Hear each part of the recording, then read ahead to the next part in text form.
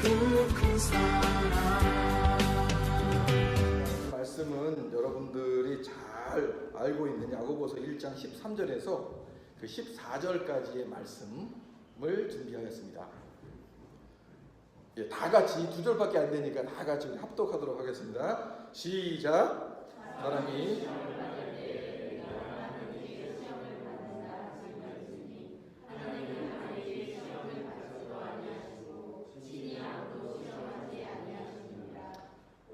각 사람이 시험을 받는 것은 자기의 욕심에 끌려 미혹됨이니라. 각 사람이 시험을 받는 것은 자기의 욕심에 끌려 미혹됨이니. 이 말씀을 성경을 쭉 보다가 이 말씀이 저에게 크게 그 드릴로 제 가슴을 쭉 찌르는 것 같아서 이 말씀을 참 묵상하다가 인생에 있어서 나는 왜 사는가, 무엇 때문에 사는가 이런 고민에 빠졌었어요. 그래서 오늘의 제목은 그런 고민 속에서 나온 그 결과, 참사랑. 이 사랑인데 그냥 사랑이 아닌 그 어떤 참사랑, 그러니까 진짜 사랑, 이것이 무엇인가, 거기에 대해서 고민하게 되었고, 그러고 나니까 그것을 어떻게 하면 소유할 수 있을까 라는 고민이 생겨서 말씀을 준비하였습니다. 여러분들과 함께 나누는 과정 중에 여러분들도 같은 은혜를 나눠서 참사랑, 그것을 어떻게 소용할 수 있는지 그것을 함께 나누는 시간이 되었으면 합니다. 우리 모두는 행복한 삶을 원합니다. 예, 그렇지 않으십니까? 이 중에서 혹시 나는 불행한 삶을 살기 위해서 치열한 그 사회와 그 공부, 학업을 한다라는 분 한번 손 한번 들어보실까요? 난 불행하기 위해서 태어났다. 나는 불행의 존재다. 불행 덩어리다. 어떤 분이 제 그 짧은 그 간증을 듣고 저한테 딱 그 별명을 지어주더라고요. 불행의 화신. 딱 정해주시더라고요. 그것도 그런 게 어떤 제가 뭔가 하려고 그러면 뭐 학교 제도가 바뀌어서 못 들어가고, 제가 뭘 하려고 그러면 뭐 또 막히고, 이거 좀 좋은 거에서 선택하려고 그러면 딴 게 있어서 그걸 또 가보면 또 그게 아니고, 이거를 좀 재밌게 전 나름대로 코믹하게 얘기를 했거든요. 뭐 예를 들어서 제가 이제 치과 공부를 열심히 해가지고 치과 의사 되려고 딱 그랬는데 그 나라에서 외국인은 치과 시험을 못 친대. 그래서 또 포기하지 않고, 또 그런 사람들이 그렇잖아요. 미련하게 포기를 안 해요. 미국인 치과 의사, 미국의 치과 의사를 외국인을 봤는데, 그래서 열심히 공부해가지고 캘리포니아주 1차 시험을 합격을 했어요. 또 뭐 돈도 없는데 이리저리 해가지고 뭐 장모님이 돈 붙여주셔서 저 괌에 가가지고 이제 시험 보고 1차를 붙었어. 그래서 2차 보고, 그리고 3차는 그 주법만 보면 그 나라 가서 이제는 이제 면허를 가지고 이제 프랙티스를 할 수 있는 라이선스가 나와요. 근데 캘리포니아에서 제도가 바뀌었어요. 외국인들은 그 시험 보고 3년 동안 그 나라에서 공부를 해야 되는데 그 학비가 어마무지한 거예요. 그러니까 제가 도저히 감당할 수 없는 그러니까 제가 뭔가를 선택을 하면 그런 일이 발생이 돼요. 그리고 제가 이렇게 딱 봤을 적에 저거는 분명히 투자해도 그 효과가 없어. 그래서 저는 투자를 안 해요. 그리고 그렇게 얘기를 해요. 그 옆에 분한테 저거 투자를 하면 참 좋을 것 같다라고 얘기를 해요. 어떤 분이 그 말을 믿고 투자를 해요. 대박이 나요. 근데 제가 이걸 100% 믿고 투자를 하면 이게 쪽박이 돼요. 그래서 나는 왜 그런가 했더니 나중에 그 결과를 알았습니다. 하나님께서 그런 인생 살지 말라고 돌아서 결국은 이렇게 여러분들과 그 참사랑에 대한 내용을 같이 나눌 수 있는 자리로, 안 그랬으면 제가 언감생심 이렇게 말씀을 전하고 이런 일을 한다라는 거는 제 그 태어난 캐릭터상 이게 불가능한 거예요. 그러니까 제가 이 자리에 이렇게 서가지고 여러분들과 함께 말씀을 이렇게 전한다라는 게 여러분들은 모르실 수 있지만 저한테는 이게 기적이에요. 놀라운 기적. 그런 과정 중에 늘 있는 게 뭐가 있겠습니까? 유혹이라는 게 있겠죠. 그러니까 유혹이 뭡니까? 그리고 선택. 이게 테스트인지 유혹인지. 그 테스트와 유혹의 차이를 뭔지 아시죠, 여러분? 그 테스트는 그 과정을 통해 가지고 내가 향상되는. 그래서 학교에서 보는 거를 유혹이라고 안 그러죠. 선생님이 오늘 국어 유혹을 볼 텐데 너희들 잘 준비해. 유혹에 빠지면 큰일 나. 너희들 대학 유혹에 빠지면 못 간다. 이렇게 안 하죠. 그 테스트라고 하는 거는 테스트를 통해서 그 진검승부를 해가지고 실력을 향상시키기 위해서 테스트를 이렇게 주는 거죠. 근데 우리는 늘 생각할 때 그것을 테스트로 여기고 우리가 선택을 하는데 그 결과값을 봤더니 나중에 보면 유혹에 빠졌었네. 뭐 이런 우리가 고백을 하지 않습니까? 그 유혹과 테스트의 문제는 무엇이냐면 우리가 최선을 다한다는 거예요. 어떤 유혹이든 어떤 테스트든 우리가 그때 당시에 그 열매값을 모르기 때문에 최선을 다하는 인생을 산다라는 거예요. 그리고 나서 결과를 봤더니 그게 유혹이었더라 라는 결론이 되었을 적에 참 힘든 그 마음에 빠진다라는 거죠. 여러분들 그렇게 생각하지 않으십니까? 그런 경우가 혹시 있지 않으십니까? 내가 생각했던 이거는 최고의 선택, 이건 이 테스트만, 이 과정만 거치면 나는 성공할 수 있어, 뭔가 될 수 있어 라고 했는데 나그 중에 봤더니 이게 헛방이라는 것. 얼마나 허무합니까? 최근 시청률 22.3%, 그저께 TV 방영했으면 더 올라갈 수 있어요. 그 JTBN에서 하는 그 스카이캐슬 다들 보시죠? 이렇게 안 보시는 분들 계시고 이렇게 보시는 분들 대부분 미소가 이렇게 싹 입꼬리가 올라가시는 분들은 다 보시고 내용을 공감하시는 분인 것 같아요. 이 내용이 뭐냐면 굉장히 쉬워요. 그러니까 교육열이 우리나라 강하잖아요. 스카이캐슬이라고 하는 그 특별하게 부자들이 사는 상위 0.2%들이 살고 있는 그 단지가 설정을 해놓은 거죠. 근데 그 안에서는 이제 꿈이 있죠. 자녀들을 공부시키는데 그래서 서울 의대 뭐 이런 거를 꿈을 가지고 공부를 시켜요. 그 자녀들은 다 좋은 그 학교를 이렇게 다니고 있죠. 이 드라마를 이끌어 나가는 모티브는 뭐 여러 가지가 있겠지만 그 유혹이라고 하는 모티브가 최근에 있더라고요. 그게 뭐냐면 뭐 숙명여고 사건도 이렇게 있지만 그 자기 자녀가 자기가 의뢰한 코디네이터라고 하는 그 튜터 같은 개념, 그 학원 개념, 그 선생님이 어떤 돈을 써가지고 시험지를 유출해가지고 그걸 가지고 만점을 맞아서 내신 이제 1등이 된 거죠. 전교 1등이 된 거예요. 근데 그 부모가 그걸 알았어요. 근데 여러 가지 사건이 있어서 어떤 학생이 감옥에 가게 됐어요. 그 친한 친구의 아들인데 본인이 밝히게 되면 자신의 딸이 그 부정한 시험지를 가지고 1등을 했기 때문에 무효가 되고 뭐 이러한 것들 때문에 밝히지 못하고 있는 그 갈등, 자식을 사랑하는 그 마음, 사랑이죠. 그리고 고백합니다. 내가 너를 위해서는 진짜 다른 사람 돌팔매를 맞아도 난 상관없어. 다른 사람이 똥물을 껴도 상관없어. 난 너만 잘 되면 돼. 이게 그 어머니, 그 명배우 그 염정아 씨의 그 대사였어요. 눈물이 울컥 나오죠. 부모로서. 와, 예수님하고 똑같아. 그 스데반 집사님하고 똑같아. 사랑을 표현하기 위해서 돌팔매 맞아도 나는 내 아이를 지키기 위해서 맞을 수 있어. 라고 얘기를 하는 거죠. 그 사랑을 자녀에게 보여주는 거죠. 예수님도 우리를 사랑하시기 때문에 그 돌팔매 맞고 십박에 못 박혀서 돌아가시. 그게 막 연상이 되더라고요. 근데 찜찜해요. 왜 찜찜하냐면 그 사랑을 표현하는 데 있어서 누구도 행복하지가 않아. 그 사랑을 표현하는데 사랑을 받는 자녀도 행복하지 않고요. 그 사랑을 표현하는 부모는 눈물이 막 나고요. 아마 그 정기 검사를 받았으면 아마 암이 걸려 있을 수도 있을 것 같아요. 그게 아마 2부가 나왔으면 암이 걸려갖고 이렇게 수술받는 그런 장면이 나와야 그 스토리하고 맞는 그런 게 될 것 같아요. 어떻게 하면 행복해질 수 있겠습니까? 사랑인데 우리 성경에서 사랑을 하면 마음이 풍요롭고 기뻐지고 넘쳐나고 그런다고 그러는데 우리가 자녀를 그렇게 사랑하는데 이거는 감동이 없어. 내 마음에 막 그냥 돌덩이가 있는 것 같아요. 이게 사랑인지 사랑이 아닌지 유혹인지 시험인지 구분이 안 될 때가 있지 않겠습니까? 저는 이 문제에 대한 해답을 이렇게 정의하고 싶습니다. 나 자신이 따라해 보십시오. 나 자신이 행복해지는 결정이 사랑이다. 나 자신이 행복해지는 그것이 사랑이라는 거예요.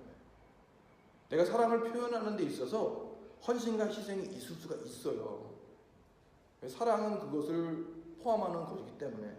근데 내가 행복하지 못하다면 우리 생각해 봐야 될 것이 그것이 시험인지 유혹인지 하나님이 줘서 나를 향상시키기 위한 조건인지 아니면 누군가 사악한 힘이 나를 넘어뜨리기 위해서 준 마음인지 우리는 생각해 볼 필요가 있다는 거죠. 성경은 그것에 대해서 이렇게 이야기하고 있습니다. 신명기 10장 그 12절에서 13절에 이렇게 이야기를 하고 있습니다. 우리 함께 다 같이 한번 읽어볼까요? 시작.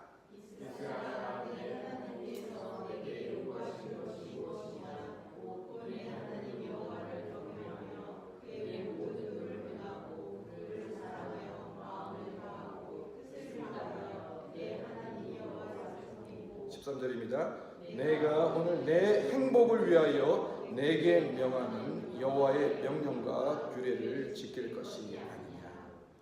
내가 하나님이 여호와가 오늘 우리들의 행복을 위해서 해야 되는 전제 조건을 주셨어요. 그 전제 조건이 뭐예요? 여호와의 명령과 규례를 지킬 것이다. 여호와의 명령과 규례를 생각하면 모세 오경서부터 해서 뭐 십계명 여러 가지를 생각할 수 있지만 우리 지금 신약 예수님의 그 도를 배우는 우리들은 간단하죠. 예수님의 명령이 뭡니까? 하나님의 명령이 뭡니까? 사랑하라. 이게 또 되돌아가요. 이게 바로 재밌는 그 신학이에요. 사랑을 했는데 행복하지 않은데 하나님은 사랑을 하래요. 저도 이제 이 괴리에 빠져서 나는 사랑을 하고 있는데 행복하지 않아. 하나님의 명령과 규례를 지켜서 사랑을 하려고 발버둥치고 노력을 하는데 행복하지 않아. 근데 성경을 보니 내가 내 행복을 위해서 해야 되는 거는 내 명령과 규례를 지키래요. 근데 그걸 찾아보니까 간단해. 사랑을 하래요. 와, 그 정신이 없어지는 거죠. 그리고 봤더니 그 사랑에 한 가지 더 붙이면 되겠더라는 거죠. 뭡니까? 참 사랑. 사랑은 사랑인데 우리가 테스트된 것과 유혹된 것, 템테이션 된 거를 구별해 보자는 거죠. 그러면 내 안에서 일어나는 그 어떤 것의 증거를 가지고 내가 하고 있는 이 사랑이 정말 사랑인지 아니면 무언가 나를 해하려고 하는 나 자신을 망치고 그 영향력으로 끝까지 가지 못해서 다른 이들에게도 피해를 주는 그 유혹인지 우리가 구별할 수 있다는 겁니다. 왜 이런 일이 발생이 됩니까? 이 드라마에서 나오듯이 이 팩트를 보기 때문에 그래요. 우리 삶 자체가 우리가 살면서 이야기하는데 이런 흔한 얘기하지 않습니까? 뭐 얘기하면 당신은 뭐 팩트를 전혀 보지를 못해. 우리가 얘기하면 누가 얘기하면 그 팩트는 그게 아니고 이거야 라고 얘기해요. 그러니까 우리의 삶의 팩트를 강조를 하는 거죠. 사랑은 팩트가 아니에요. 사랑은 설명이에요. explanation, describing이에요, briefing이에요, summarizing이에요. 절대 사랑은 팩트가 될 수가 없어요. 왜 그렇습니까? 어떤 사람이 물이 반컵이 있어요. 근데 어떤 사람은 그걸 가지고 반컵밖에 없네 라고 하는 그 팩트를 바라보고 얘기하지만 그것을 설명하는 사람은 반이나 남았네 라고 설명을 할 수 있다는 거죠. 같은 팩트, 같은 현상이지만 그것을 받아들여서 해석하는, 설명하는 내 자신이 바라보는 것에 따라서 내가 변한다니까요. 우리는 그것을 흔히 오해를 합니다. 왜요? 팩트를 바라보면 편하기 때문에 그래요. 쉽게 단정될 수 있기 때문에 그렇죠. 설명을 하자니 내가 감당해야 될 것이 좀 있는 거죠.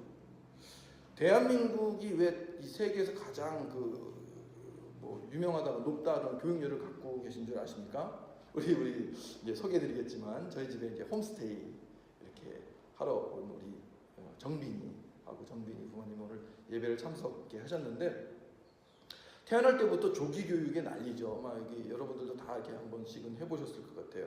그래가지고 조기 교육을 시작하면 어떻습니까? 애가 나오지도 않았는데 배를 쓰다듬고 별로 그 클래식 별로 안 좋아하시는데 원래 뜸뜨득 하는 거 뽕짝박자를 좋아하셨던 분들이 다 싹 치우고 클래식으로 바꿔요. 그러면서 굉장히 하품 쫙쫙 하시면서 배를 쓰다듬으면서 그리고 아직 애가 듣지도 못하는데 good morning, how are you? 아시는 영어를 총동원해서 아이에 대해서 태교를 하죠. 여러분도 그렇게 안 하십니까? 그렇게 하시는 분들이 대부분 이민 오시더라고요. 그래서 아이가 이제 태어나가지고 눈을 이렇게 뜨자마자 아이는 아무것도 모르는데 그때 어떡합니까? 집을 전체로 도배를 하죠. 아무 색채나 이런 것 없이 빨주노초 파란보로 다 뭘 붙여요. 가나다라 마바사 ABCD 거기에 좀 더 나가면 1 더하기 1은 2 뭐 해가지고 비행기도 그냥 예쁜 비행기가 아니고 비행기 2개 이꼬르 뭐 1개 뭐 하나는 몇 대 뭐 이런 거. 그게 목적이 뭐죠? 그걸 보고 교육, 팩트. 그랬더니 어떤 결과가 이제 발생이 됩니까? 애가 이제 말을 해요. 말을 시작해. 그 0세서부터 3살 때까지 그 의학 그 박사들은 그런 얘기를 한대요. 0세부터 3세까지는 좌뇌가 발달되지 않아서 언어를 인지할 수 있는 그 능력이 없대요. 그러니까 무리하게 시키면 애가 스트레스 받는다는 거죠. 근데 0세부터 3세 때까지 애가 말을 하면 우리는 부모님 어때요? 천재 낳았다, 천재 낳았다. 그리고 뭐 난리가 납니다. 그리고 그걸 가만두면 되는데 자고 데리고 가요. 그래서 뭐 그 할머니, 뭐 친구 한 번씩 해보라고. 그러면 하면 막 박수 쳐요. 아이들이 그 엄마, 아빠라고 얘기하지 엄마라는 말을 표현하기 위해서 몇 번의 노력을 하는 줄 혹시 아십니까? 몇 번 하시죠? 하시는 게 아니고 하죠? 예, 그 엄마라고 표현하는 거는 2000번 이상, 10,000번의 노력을 해야, 이걸 10,000번을 해야 엄마라고 표현한대요. 그럼 아빠는요? 2배, 저 아빠는 좀 이렇게 머니까 이 바쁘시고 그러니까 2배가 돼야 이렇게 20,000번 이상 노력을 해야 애가 아빠 이걸 한다는 거예요. 그러면 그 아이를 격려해 주는데 얼마나 감동적이에요. 아빠, 엄마 한 게 그 노력에 대한 대가이기 때문에 얼마나 감동적이에요. 그러니까 그걸 가지고 아이에게 정말 너무 사랑하는구나. 아빠가 그 얘기를 들어서 너무 기뻐하고 이렇게 암쏴주는 거하고 아빠가 떨어지자마자 가 해봐, 가. 나 해봐, 나. 애가 가 하니까 이거 영어 같아. 그러니까 A 해봐, A. 그러니까 이게 중국말도 안 해. 그래가지고 막 언어를 시키면 아이가 그 말을 20,000번을 통해가지고 했는데 하고 싶겠습니까? 스트레스 받는 거죠. 시키니까 그냥 포기 상태로 그냥 내추럴하게 잘하겠죠. 걷는 거는 어떻습니까? 아이가 한 번 일어나서 이렇게 걸어서 이렇게 넘어질 때까지 몇 번의 연습을 하냐면 2,000에서 3,000번 가량 이렇게 넘어졌다 일어났다 넘어졌다 일어났다 이것을 반복하면서 걷는다고 해요. 걸음은 어때요, 우리? 우리 애들 이렇게 빨리 걷네. 그래가지고 이제 뭐 자전거 사주고 뭐 이렇게 뭐 미는 거 사주고 신발 사줘서 막 이렇게 끌고 나가서 이렇게 막 뛰는 거 보여준다고 몰 가면 그러신 분들은 대부분 한국 분들이세요. 멀리서 서가지고 아빠가 서 있고 엄마는 멀리서 이렇게 쫑쫑쫑쫑 우와 그러면 애가 막 가다가 안기고 좋다고 해서 이제는 비디오 찍고 또 막 친구들 불러가지고 보여주시고 2,000번 동안 무릎 깨져가면서 했으면 얼마나 무릎이 아프겠니. 그리고 아이를 사랑으로 이렇게 해줘야 되는데 그 보여진 그 팩트.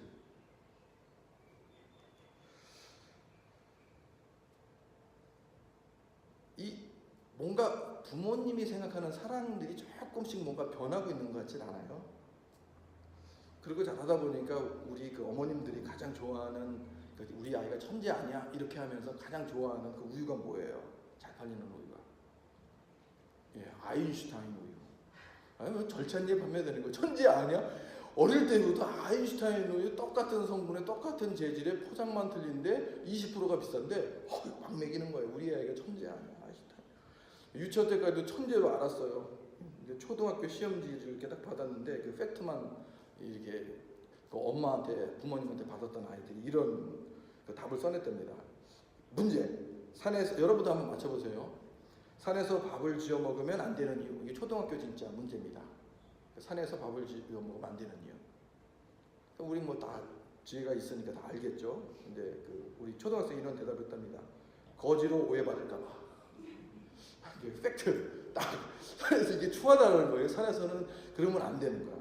화장실에서 화장실 문을 열기 전에 해야 하는 것은 꼭 해야 되는 것은 우리는 다 이제 설명이나 이런 게 다 알고 있으니까. 근데 팩트만 하는 애는 작두를 내린다. 아주 팩트 필요한 것만 딱 하는 거예요. 다음과 같은 쌀보리 콩 팥을 살 수 있는 가게는 그러니까 머리 좀 써야 되죠. 딱 배운 건데 애들이 이제 이렇게 대답했습니다. 이마트. 아주 팩트 정확하죠. 영어 문제입니다. 당근을 영어로 쓰세요. 슈어. 애들이 뭐 당근 그러니까 영어로 슈어. 이거 참 저도 이 답을 찾지 못해서 이거를 인터넷에 찾아본 문제인데 9에 4를 더했더니 1이 되었다. 이런 것은 어떤 경우인가? 이게 뭐 좋은 우리 그 한국의 굴지의 대학을 우수하게 졸업하신 박사님들도 계십니다. 한번 맞춰보십시오. 9에 4를 더했더니 2이 되었다. 이거 못 맞히면 이거 우리 그 따님도 계신데 참. 예? 94일생. 우리 아이들보다 더. 이 넌센스가 아니고 이렇게 초등학교 6학년 문제에 나온 거예요. 그 과탐 뭐 이런 거예요. 9에 4를 더했더니 1이 되었다. 제가 죄송합니다. 너무 미궁에 빠뜨려가지고 죄송한데 뭐 답은 이렇게 썼답니다. 어이가 없는 경우. 근데 실제 답은 이게 시계라고 그래요. 시계 바늘이 이제 9에서 4를 더했더니 1로 갔다. 야, 이거 초등학교에서 이런 거 하니까 우리나라 부모님들이 어떻게 하겠어요? 가르칠 수가 없으니까 학원에 자꾸 보내잖아요. 계속 보낼 수밖에 없어.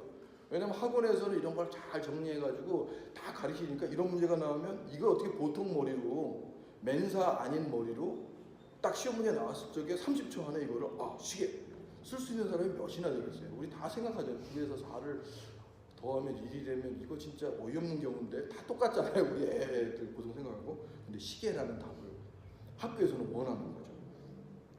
그랬더니 우리 아이가 이런 답을 받아갖고 오니까 엄마는 어떻습니까? 우유를 당장 바꾸죠. 뭘 바꿉니까? 서울 우유로 이제 바꾸는 거죠. 조금 낮추는 거예요. 천재보다는 우리 서울 우유. 그리고 이제 중학교까지 갑니다. 그래서 투자해서 상위권을 만들어요. 독서실 잡아주고 온 노력을 다해서 우리 사랑을 다 뿜어서 이제 가르쳐줘요. 픽업도 가고 굉장히 열성으로 가르칩니다.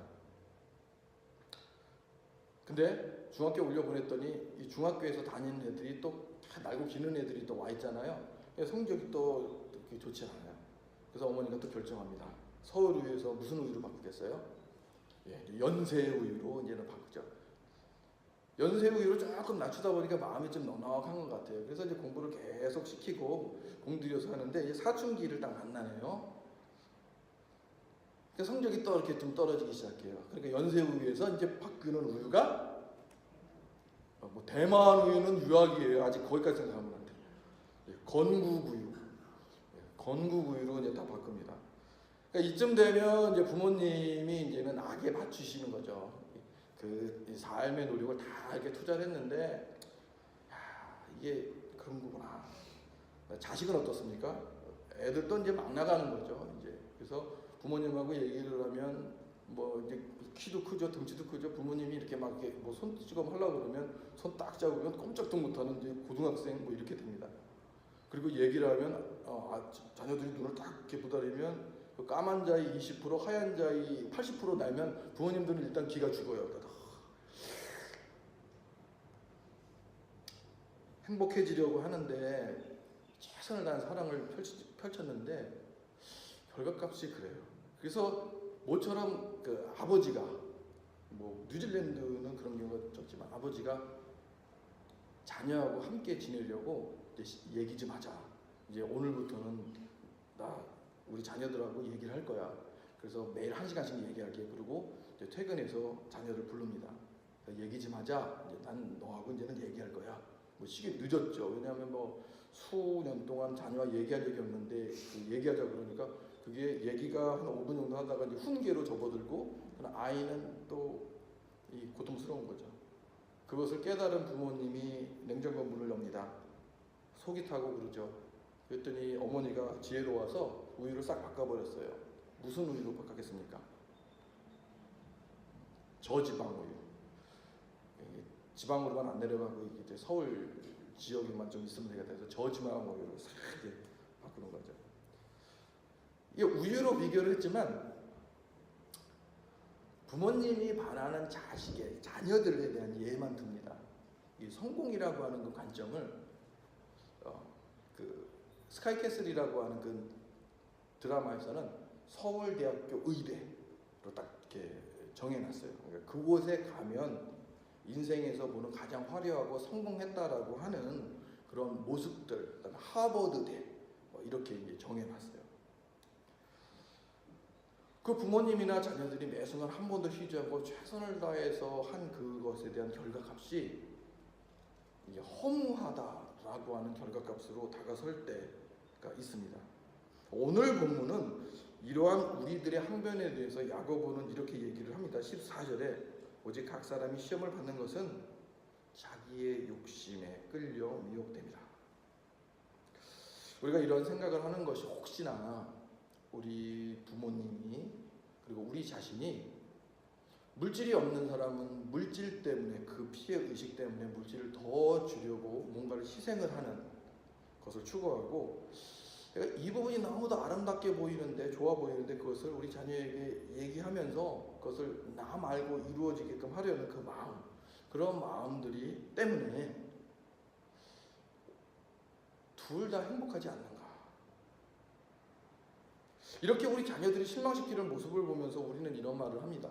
뭐 우리 자주 얘기를 해요. 우리 강일이를 보고 우리 아내나 제가 잘 얘기합니다. 너는 누굴 닮아서 이래? 그러면 우리 강일이는 1초도 망설이지 않아요. 아빠 닮아서 다 이렇게 얘기를 해요.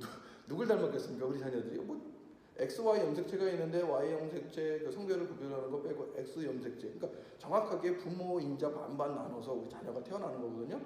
그렇기 때문에 누구 닮아서 그래요? 우리 자녀가 그런 것은 우리 닮아서 그런 거예요. 어쩔 수가 없어요.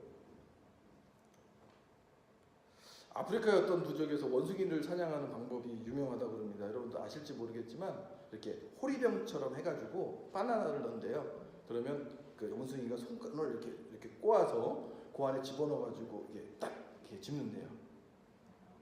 호리병이니까 이렇게 딱 주먹을 쥐면 그 안에 쑥 들어가가지고 이게 안 나오는 거죠. 무거우니까 그 다음에는 호르몬을 그 호리병을 들고 막 당기면서 지쳐가지고 막 돌아다니고 호리병 안에 끈을 묶어놨으니까 가지도 못하고 오지도 못하고 그러면 아프리카 원주민들이 이제 원숭이를 딱 이렇게 사냥해서 잡아먹는다고 합니다. 사는 방법은 무엇입니까? 잡고 있었던 거를 이것이야말로 내가 이것이말로 나의 생명을 유지할 것 같은 그것을 이렇게 놓는 그 순간에 자유로운데 그거를 못하는 거예요. 어떻게 보면 우리 인생이 그런 아프리카의 원숭이처럼 와 이것만 있으면 내가 조금만 더 벌고 그리고 내가 우리 자녀에게 우리 가족에게 잘할게. 그리고 계속 열심히 버는 거예요. 그리고 열심히 벌다가 어떻게 되죠? 자녀에게 잘하는 그 순간 전에 이제 병 들어가지고 이게 헤매시는 분들이 생겨요. 이 일만 끝나면 아이들하고 잘 놀아줄 거야. 그래서 그 일을 끝내고 아이들하고 놀아주려고 했더니 아이는 이제는 노는 걸 원하지 않아. 커져버렸어. 늦었다는 거죠. 부부끼리 이런 얘기합니다. 이거 조금만 더 모아가지고 우리 세계 여행 가자. 저희 같은 경우 성지순례 가자. 시작부터 끝까지 답이 없죠. 노력해서 갈 수 있는 게 아니고 결심하면 갈 수 있는 부분인데 못 가는 거예요. 어떤 분들은 교회에서 이 일만 잘 되면 제가 교회에 이렇게 섬기겠습니다 하시는 분들은 어느 게 잘 되는 건지 몰라요. 계속 그 얘기만 하시고 평생 신앙생활을 하세요. 삶에서 내가 지금 행복하지 않다면 여러분들은 언제 행복해질 수 있겠습니까? 내가 지금 행복해질 수 없다면 지금 이 순간 행복하지 않다면 내일 행복할 수 있겠습니까?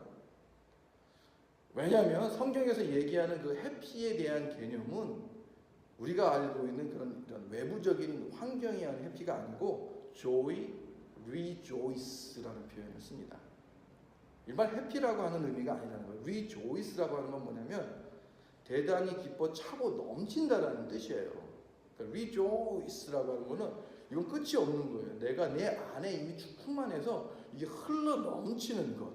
그것을 바라보는 사람들이 느끼는 게 뭐냐면 해피라는 거예요. 해피니스.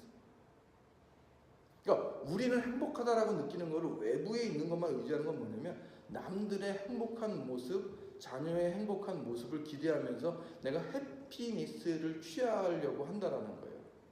하지만 성경에서는 그렇게 얘기하고 있지 않습니다. 내 안에 내가 먼저 내 사랑하면서 내가 사랑으로 내가 행복해야 그 사랑이 그 행복이 나의 자녀에게 나의 친구에게 이웃에게 전파된다라는 것을 말하고 있습니다. 왜 그렇습니까? 예수님이 희생의 십자가를 지면서 이렇게 고백을 해요. 예수님의 그 십자가를 기쁨의 상징이라고 예수님은 얘기합니다. 히브리서 기자는 이렇게 표현해요. 히브리서 12장 22절의 말씀입니다. 다 같이 읽어보겠습니다. 시작. 믿음의 주여 또 온전케 하시는 이 예수를 바라보자. 그는 그 앞에 있는 기쁨을 위하여 십자가를 참으사 부끄러움을 개의치 아니하시더니 하나님 보좌 우편 앉아 계시더라. 기쁨을 위하여 고난을 진 거예요. 무슨 얘기인지 아십니까? 여러분들이 희생을 하고 사랑을 하고 자녀를 키우고 그리고 이웃과 교제하고 교회를 오는 것은, 교회 봉사하고 헌신하는 것은 내 안에 기쁨이 충만되기 위해서 하는 거예요. 그 기쁨. 만약에 그 모든 것을 다 했는데 기쁘지 않다면 그것은 무엇입니까? 거짓만 붙이면 돼요. 참 대신 거짓 봉사, 거짓 신앙, 거짓 사랑. 물론 우리는 그것을 통해서 노력하면서 거짓을 참으로 변화시키려고 하는 노력을 해야 됩니다. 하지만 오늘 말씀은 뭐냐면 그것을 알자라는 거죠. 왜 그렇습니까? 시편 11장 3편에는 이렇게 얘기를 하고 있습니다. 터가 무너지면 의인이 무엇을 하리? 그 터라는 게 무엇입니까? 내가 내 자신을 사랑하는 그것이 터라는 거예요.